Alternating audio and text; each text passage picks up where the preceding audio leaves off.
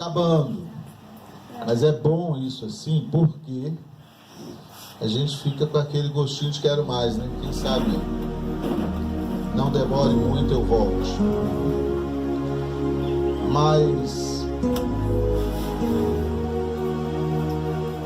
antes da gente começar hoje, vamos orar. Pedir o Gil para fazer essa oração. Pode ser.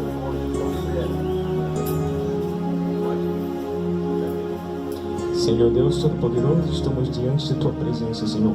Senhor, derrama Teu Espírito sobre nós, que nós viemos aprender mais de Ti, Senhor. Estamos aqui com o coração sedento a aprender mais de Ti.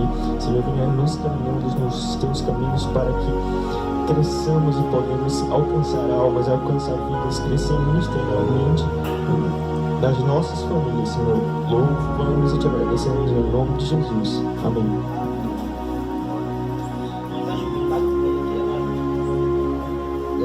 Para fora. Na verdade, eu queria ter feito ontem, pensei isso, mas acabou que passou. Mas eu acho que o sol vai colaborar hoje e já a gente faz. Vou fazer uma foto bacaninha, né? Imagina. Ficou alguma dúvida ainda? Antes da gente começar, você quer perguntar alguma coisa? Ou... Não? Pois não.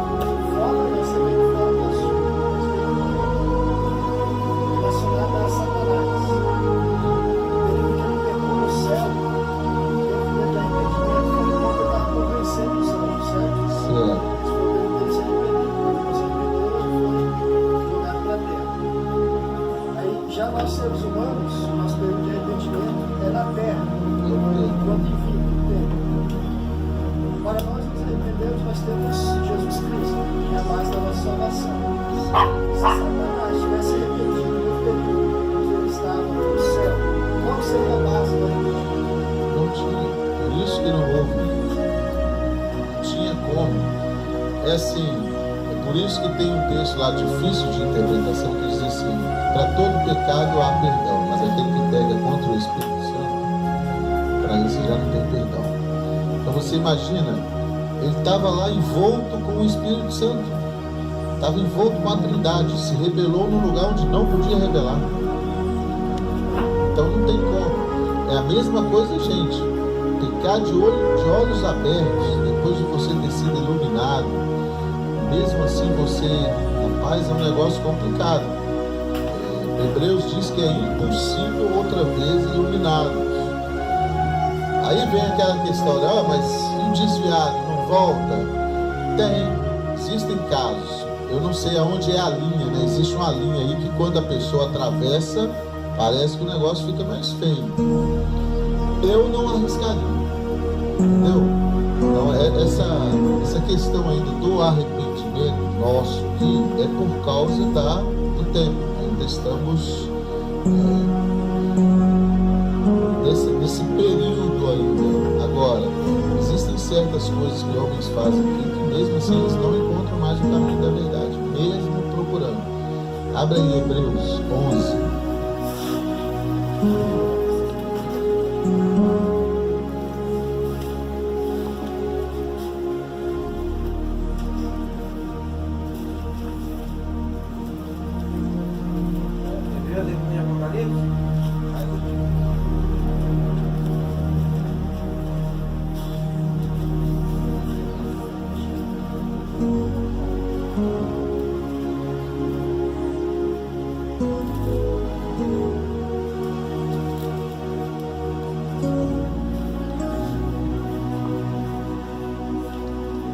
Não é 11 não, cheio de novo.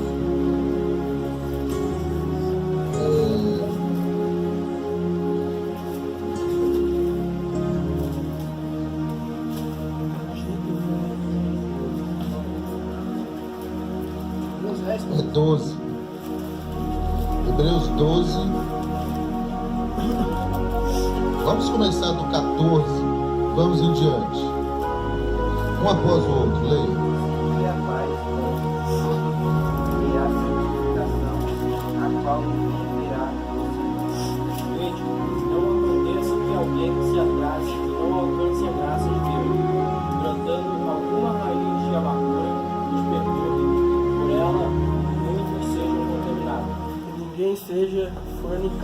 ou profano como Esaú, que por manjar vendeu o seu direito de primogenitura. Pois sabeis também que, posteriormente, querendo herdar a bênção, foi rejeitado, pois não achou lugar de arrependimento, embora com lágrimas o tivesse buscado. Está vendo? Isso estava dentro do tempo. Hebreus diz assim, olha, a gente não deve ser relapso, relaxado, não deve deixar a raiz de amargura. Amados, eu vou dizer, enquanto estamos no mundo, tem muitas coisas que acontecem que tiram a gente do sério, que bagunça a gente. Não deixa isso crescer para a raiz de amargura, você ficar irado contra alguém. E depois ele diz, ninguém seja profano como Esaú, o irmão de Jacó, né? Que por um prato de lentilha trocou a bênção da primogenitura. Depois, mesmo buscando com lágrimas, olha, ele entrou num labirinto e não estava encontrando a porta. Então assim, nós precisamos andar muito honestos com Deus, assim, ter uma vida muito colocada diante de Deus, para a gente não cair nesse mesmo engano. Nós temos muitas coisas envolvidas, né? Precisamos dar graças a Deus. Mais alguma pergunta?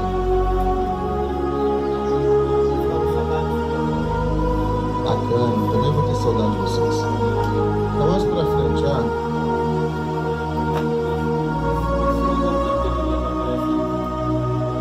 entre 1 e 2 de Gênesis.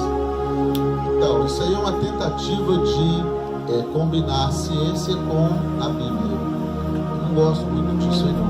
Por aquele motivo que eu te falei, né? Que para Deus, assim,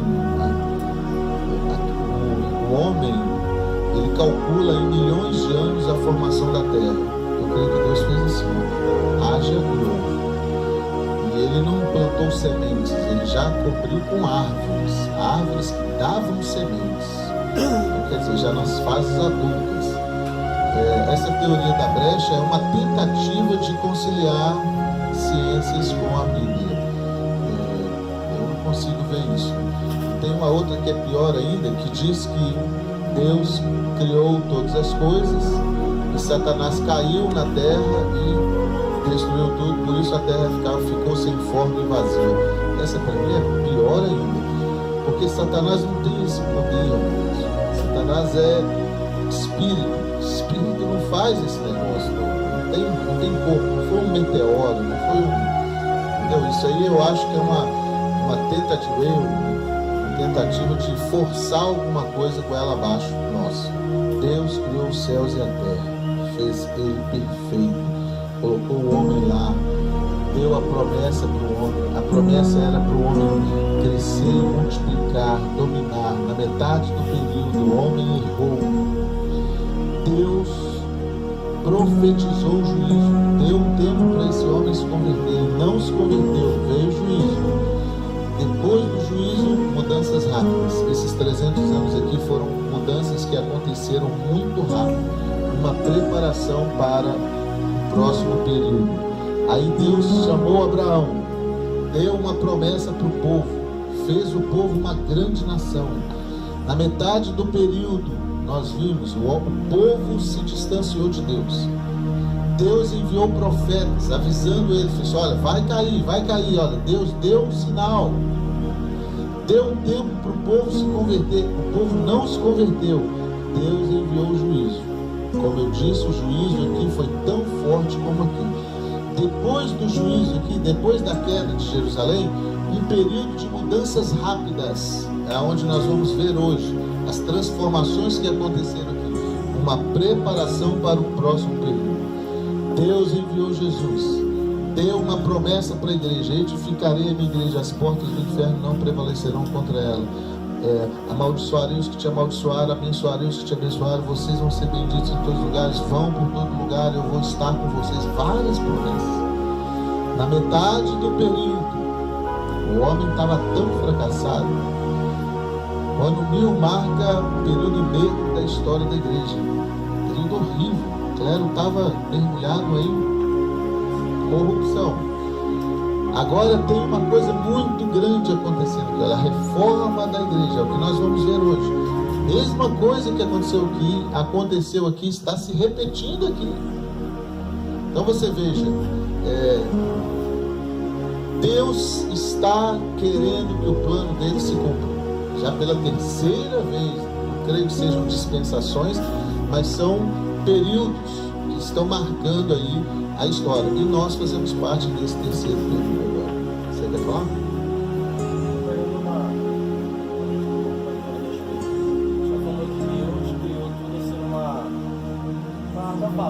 Já. Foi uma facilidade. Você vai levar a mão a pergunta, mas se Deus é assim, algo tão poderoso como Ele é, então Ele vai ser justo para criar. Muito bom, excelente. Para nos ensinar o princípio do descanso. Só para isso. Ele poderia ter criado tudo num dia, mas Ele mostrou para nós que é para a gente ter um dia diferente, que é para a gente ter um dia de descanso. E se Ele tivesse fez tudo num dia, no outro dia descansou, imagina, o cara só ia ficar dormindo, né? Trabalha um, descansa um. Então tem um processo. Apesar de que Deus é todo poderoso para já ter feito o homem, outra pergunta que poderia ter sido feita: se Ele é tão poderoso, se Ele já sabia os números dos eleitos e os números dos não eleitos, por que Ele já não criou os eleitos nos céus e o outro no inferno? Não teria livre-arbítrio, não teria amor. Então Deus não tem esse número de eleitos para cá e eleitos para cá. Todos fomos criados com a mesma oportunidade. Fomos criados na mesma circunstância. Você pode até achar ruim, falar assim, eu queria ter nascido na Alemanha, eu queria ter nascido... Mas isso tudo é bobagem. Os alemães também têm seus problemas, os americanos também têm seus problemas. Você nasceu num lugar propício para você entender Deus. Salmo 19 diz: os céus manifestam a glória de Deus, o firmamento anuncia as obras de suas mãos. Então você tem toda a capacidade, como o que está lá em Minas Gerais, como o que está lá no Japão, de ver a glória de Deus. Só não veremos se nós não quisermos. A oportunidade está dada. Agora Deus espera que o seu coração alcance isso. Se não quiser, aí então esse é o tempo que Deus está dando. Mesma coisa que Ele está fazendo aqui, olha. Anunciava o juízo e dava um tempo para o homem se converter. Nós estamos dentro desse período. Fala, Marcos Paulo. Pastor, aquela parte branca lá é a eternidade. Não, aquilo lá é assim, é porque a gente não sabe quanto tempo está fazendo, então é como se a história tivesse surgindo, entendeu? Está vindo ainda, né? Eu ainda não posso precisar para você quantos anos temos mais. Pode ser até que esse triângulo aqui seja pouco, mas eu acredito que não vai preencher aquilo ali não. Vai vir mais rápido que a gente está imaginando. Vamos para a matéria de hoje então? Nós vamos então, eu acho que ficou muito claro para todos aqui sobre isso que eu estou dizendo, né? Que Deus deu uma promessa, esperou que o homem se convertesse, o homem não se converteu.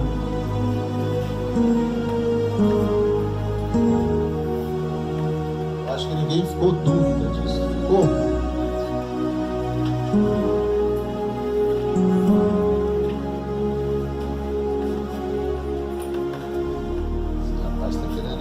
Chatear. Nós estamos aqui na história. Nós falamos ontem da queda do Reino do Norte, falamos da queda do Reino do Sul. Depois da queda do Reino do Sul, isso é importante naquela. Quem tem aquela livraria bíblica, biblioteca bíblica que eu dei para você?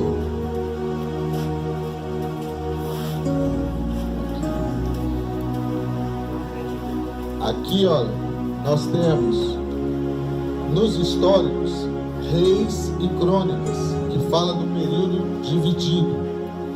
E da mesma forma a prateleira dos profetas, né? Os primeiros profetas, os primeiros Isaías fala aqui, mais aqui dentro do Reino Unido.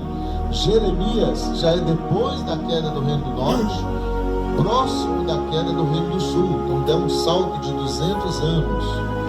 Aí, Lamentações fala da queda de Jerusalém. Depois Ezequiel e Daniel fala do retorno deles, que é a parte que nós vamos ver agora. E Esdras, Neemias fala desse retorno, os livros históricos aqui. E os últimos profetas que foi falado lá, né, já são os profetas que vão falar da vida de Israel depois do cativeiro, que é Zacarias,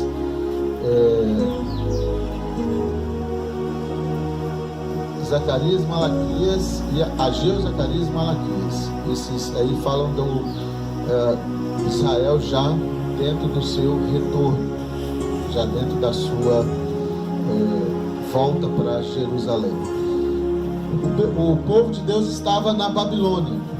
O que era a estratégia de Babilônia? Pegar todos os que eles conquistavam e levar para a Babilônia. Babilônia foi conquistada por Ciro, pela Pérsia. E o governo da Pérsia tinha uma estratégia diferente. Ele tinha uma estratégia de deixar todo mundo na sua terra e as pessoas pagarem o tributo. Olha como que contribuiu. Nabucodonosor levou o povo para a Babilônia, cumpriu a profecia. Daniel diz que 70 anos depois eles sairiam. A Pérsia ganha o governo e muda a estratégia de política. Eles preferem que as pessoas fiquem nas suas terras, eles seriam mais produtivos e aí pagavam tributos à Pérsia. Por isso o retorno. Na verdade, aquele rei não estava querendo ajudar Israel, lógico, Deus estava no negócio, né? Mas o interesse deles era receber também. E aí, mas cumpriu a profecia que falou que eles iam voltar. Eles voltam, Esdras e Neemias, e os profetas dessa hora, né, Ageu, Zacarias e Malaquias, estão lá falando sobre a reconstrução do templo, sobre eles, como eles deveriam andar. Depois desses livros, nós temos um período aqui de 400 anos. Entre Malaquias e Mateus, passaram-se 400 anos, aonde não houve... não é que não tinha profeta em Israel, mas não houve nenhum profeta canônico, não houve nenhum livro escrito nesse período. Tem o livro apócrifo, que são os Macabeus. Principalmente o livro de 1 Macabeus vale a pena a leitura, mas não foi, não entrou para o campo. Mas esse período é um período extremamente importante para a história. Por quê? Porque tem a influência grega, olha, aqui tem todos os filósofos gregos. Os gregos contribuíram muito com o Novo Testamento, com a forma de pensar. Antigamente era assim, pau, pau, pedra, pedra, olho por olho, dente por dente. Vieram os gregos e ensinaram um novo sistema de pensamento. O sistema dos gregos agora era, ouviste o que foi dito aos antigos, eu, porém, vos digo. Jesus estava falando com a argumentação grega. A linguagem do Novo Testamento é muito melhor de ser compreendida do que a linguagem do Antigo Testamento. Isso foi uma contribuição dos gregos para o Evangelho. Foi muito mais fácil pregar o Evangelho do que era converter um prosélito judeu, que o negócio lá era muito bruto.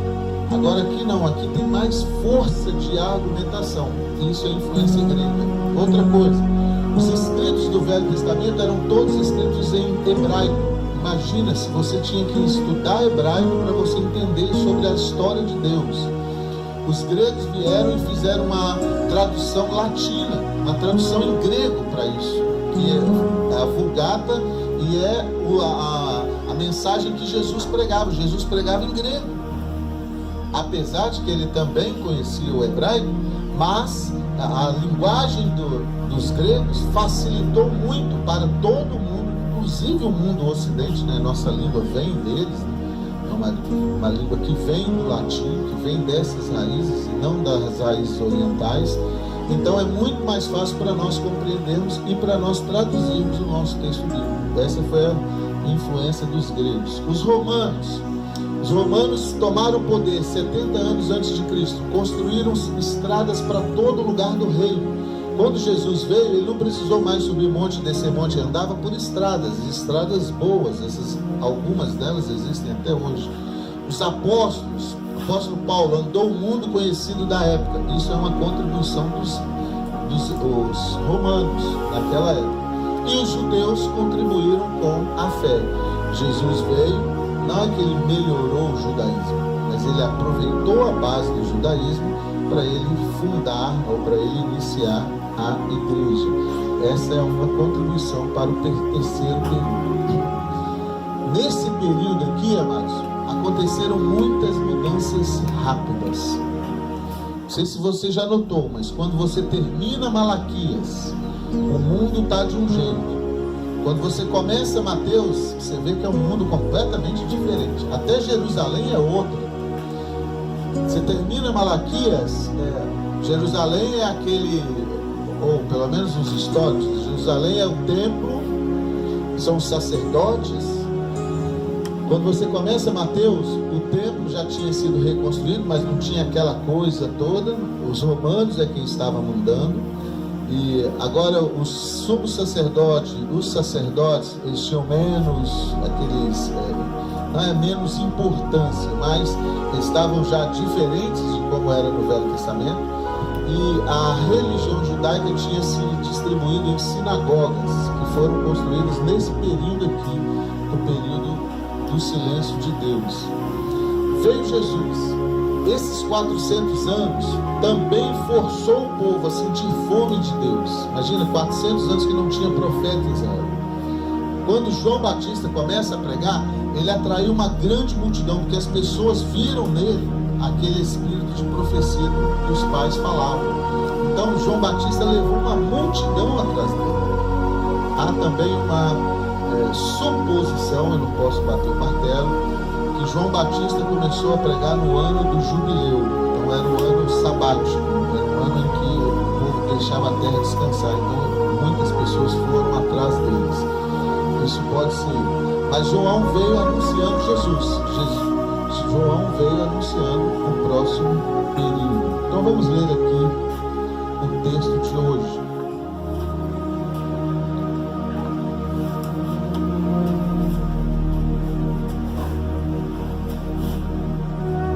Mateus capítulo 21. Não sei quem está filmando. Acho que é o Lucas que está filmando, Lucas.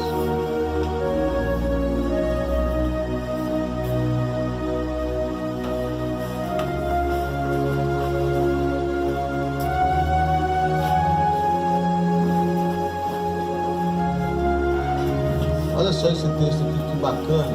Indo, porém, nossa, hoje está pior, né? Só os filhos de coração. Vamos, não tem problema ali não. Depois a gente faz um outro jeito. É a encarnação do verbo. Vamos ver aí. Mateus 21, 33 ao 38. Vamos fazer como a gente tem feito. Cada um lê um versículo o mais alto possível. Depois eu vou explicar essa parábola. Pode ler. 33 ao 38. Escutai outra palavra, parábola. Tinha um homem, mais político, uma vinha que assentou de uma cidade. Percebe? Construiu nela um lagar, edificou-lhe a torre, arrendou-a para depois aos irmãos.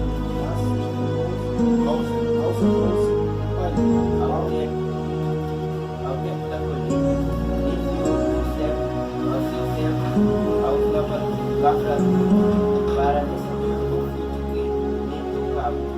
Os lavradores, apoderando-se, os servos feriam, mataram o outro e apedrejaram o outro. Depois enviou outros servos, o maior número dos judeus. Eles fizeram finalmente enviou de seu filho, dizendo: terão respeito do teu filho. Mas os lavradores vendo o filho disseram entre si: este é um herdeiro. Ora, vamos mantê-lo, matemos-lo, poderemos dar sua herança. Isso aí. Olha aqui, eu vou te contar essa parábola aqui no mapa. Todo mundo preste atenção aqui. Havia um homem, dono de uma vinha. Ele construiu nela um pomar, construiu uma torre, construiu um lagar, cercou-a com uma sebe, tudo da melhor maneira possível. Quando tudo estava pronto, ele arrendou-a a uns lavradores e se ausentou do país. Depois de um tempo, ele mandou os lavradores para buscar aquilo que lhe cabia. Nós somos mordomos aqui, amados. Nós não somos donos. Certa vez eu estava dando uma aula para uma sala de adolescentes não crentes, e uma menina de 14 anos falou assim: nossa, esse fim de semana eu bebi tanto que eu não sei nem como eu cheguei em casa. Aí a amiguinha dela falou assim: menina, você não pode fazer isso não, menina. Eu falei assim: eu posso, a vida é minha, eu faço o que eu quero. Até esse ponto eu estava tranquilo, não ia me intervir. Mas quando ela falou a vida é minha, aquilo me chateou bastante. Eu falei assim: não, você está enganado, a vida não é sua, a vida está te emprestada. Esse corpo é pó e vai voltar para o pó. Mas através do que você está falando, está determinando para onde que você vai, realmente. Lógico que ela não entende nada disso, não. Mas essa ideia de que a vida é minha, eu faço o que eu quero, arruinando as pessoas. Deus fez todas as coisas, tudo perfeito, entregou para nós sermos mordomos e se ausentou. Mas vai chegar uma hora que ele vai pedir prestação de contas. Não sei se você entende um pouco sobre o meio jurídico, mas no meio jurídico, aqui no Brasil pelo menos, tem um documento muito interessante, que é um documento de procuração. Você está aqui no seminário. Se você quer que alguém resolva alguma coisa para você nessa cidade ou outra cidade, você pode ir a um cartório e junto com o escrivão você declara o que você quer que a outra pessoa faça. Então, geralmente a declaração é dando poderes a tal pessoa a fazer isso. Aquela pessoa tem essa procuração para chegar aonde for no seu nome e executar aquilo, vender, comprar, enfim, o que a declaração ali da procuração diz.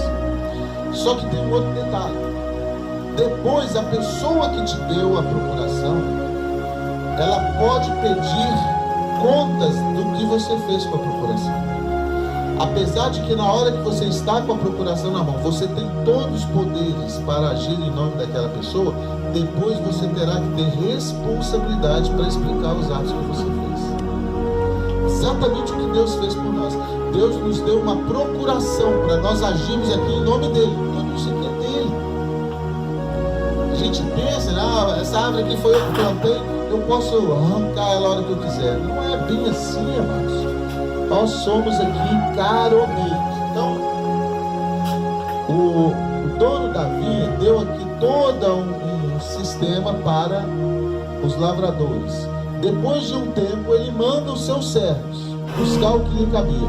Mataram a um, apedrejaram a outros e a outros espancaram. Ele foi e enviou mais servos, em maior número, reis, profetas, sacerdotes. Olha aqui. Trataram-no da mesma forma. Por último, olha que coisa linda, olha só os detalhes da Bíblia. Por último, ele disse: vou enviar meu filho, a meu filho respeitarão. Quando os lavradores viram que era o filho, disseram entre si: ei, esse daí é o filho, vamos matá-lo e vamos apoderar da sua herança. Está vendo aqui o processo da salvação explicado muito claramente por Jesus?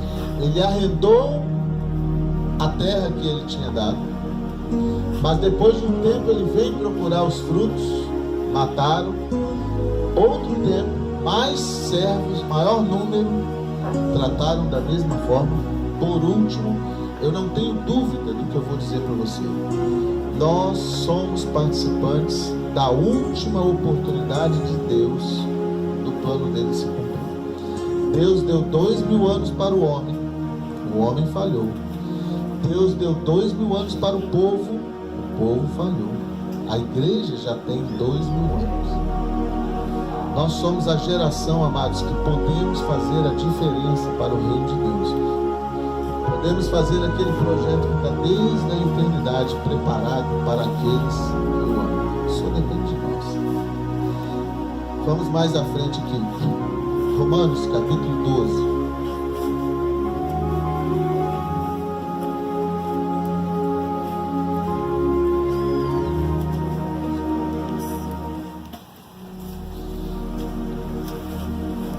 O terceiro período, que é esse período verde, ele começa desde o Éden. O cordeiro que deveria ser imolado começa a ir para o Calvário. Você se lembra que eu estava falando lá para você que Gênesis 3,15, Deus começa a dar uma profecia sobre como viria a nossa salvação? A partir dali, eu vejo um Cristo marchando para o Calvário e Satanás fazendo de tudo para ele não chegar até o Calvário. Todo o Velho Testamento é um desenho de Deus para Jesus indo para a cruz e Satanás tentando fazer Jesus não chegar até a cruz. O próprio Caim matando Abel é uma forma disso. Depois a corrupção do gênero humano era para corromper a semente divina.